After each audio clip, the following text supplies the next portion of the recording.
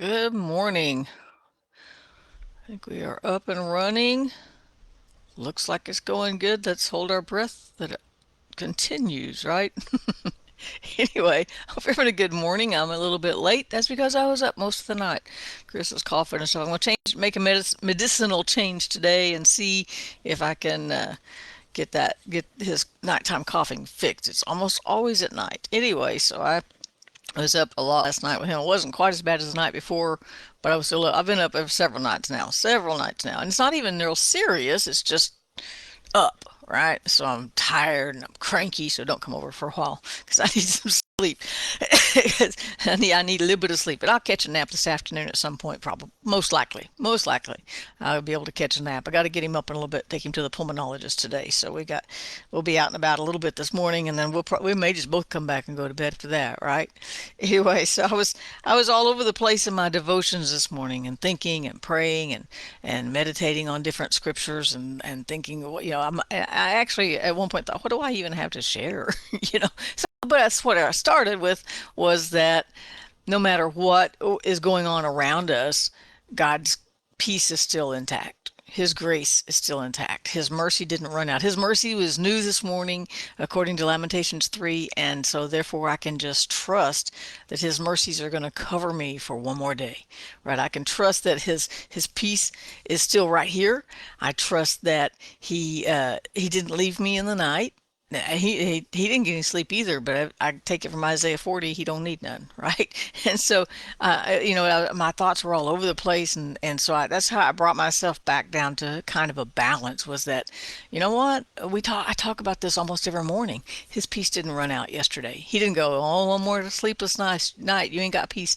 You're not gonna have peace today. Or His mercies are new every morning except March 29th. Oh, March 29th, Reciversary, 2023. It's not like he's everything ran out, right? It didn't run out overnight. I ran out overnight. Can I say that? I'm tired. I feel exhausted right this second. Now I'll have a second cup of coffee in a little bit. Went to sleep during my first one, but I'll have a second cup of coffee here in a little bit. Probably before I go, I'll eat some breakfast. I'll be rejuvenated. I'll be okay for a little while. But I ran out. I run out. I run out of patience. I run out of my temper kind of doesn't do too well when I'm just more frustrated. But his peace doesn't run out.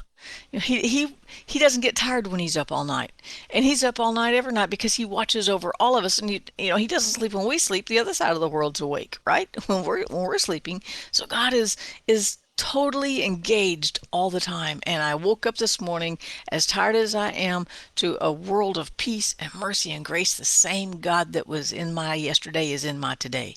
And that's how I encouraged myself this morning. Right? It was just that, what, God's peace didn't go anywhere. It's up to me. Am I going to let it rain, or do I want to stay frustrated just a couple minutes longer? Right? So, but His peace is still there. His grace is still there. So that made me start thinking about, I actually ended up in Ephesians 2, and it says this, it says, for by grace you have been saved. It's God's grace that just continues to reach down into time at reaching for our hearts. Right? It's through grace that He just keeps coming for us time and time again, even when we're unfaithful, even when we just literally are disobedient and we just walk away or whatever. His grace still just comes after us. His grace is sufficient, he told Paul. Paul was going through some hard things. He says, I asked God 3 times, please take this away. And every time God said, my grace has got you. Right? So it's through grace that we're saved, through faith. We have to believe. See, we're already forgiven. We were forgiven before we ever even sinned. And this kind of sometimes blows our minds, right? But before we ever even sinned, we were already forgiven. But we've got to accept that forgiveness. It's kind of like peace.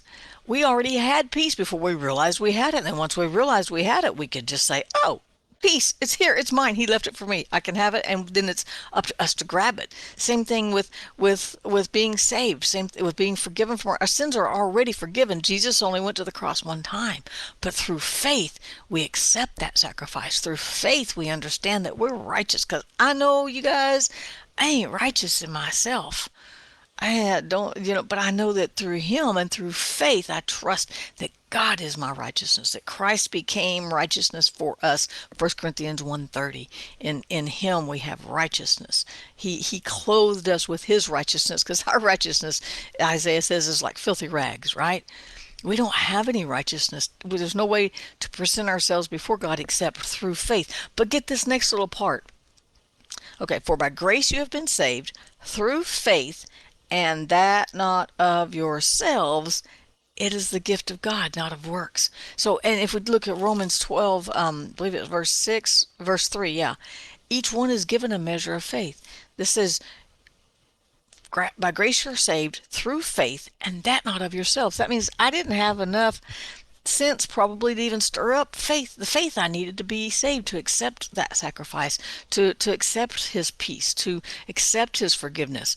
But what happened was he gave everyone, and I think I called this a measuring cup, he gave everyone a measure of faith. He gave everyone enough faith to get started.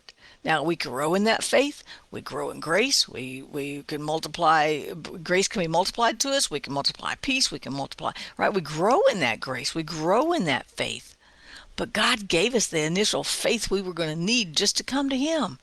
By faith we know that he formed the world. By faith we know that he even exists.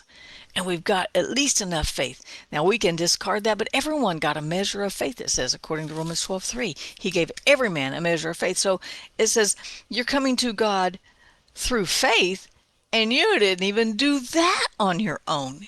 It is a gift of God, not of works, lest anyone should boast. All right, so the whole thing is that it says faith is a gift. He gave us all that measure of faith. Peace is a gift. Grace is a gift. We can't earn it. And that was the word. I almost called this not deserving or something like that. Because this morning I was like, I don't even deserve your grace today. I just had a rough night. I don't even deserve your grace. I don't even deserve your mercy. I don't even deserve your peace to reign in my heart. And yet God still extends it because of grace, because of mercy.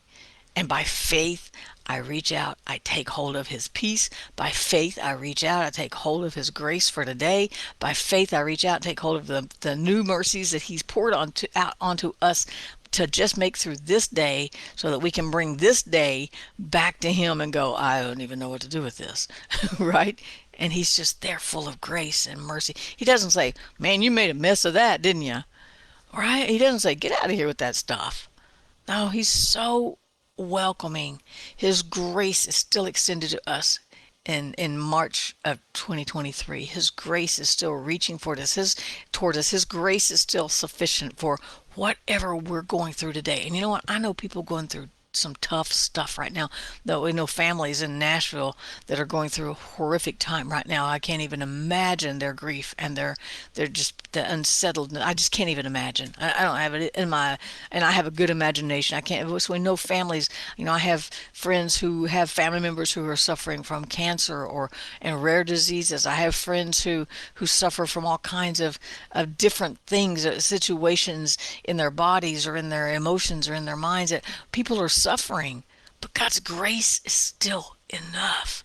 He never says, get away from me.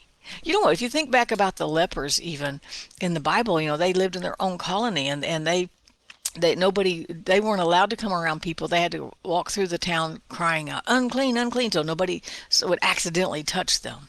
What a horrible way to live, right? But it says that Jesus went up to the lepers and he touched them and healed them.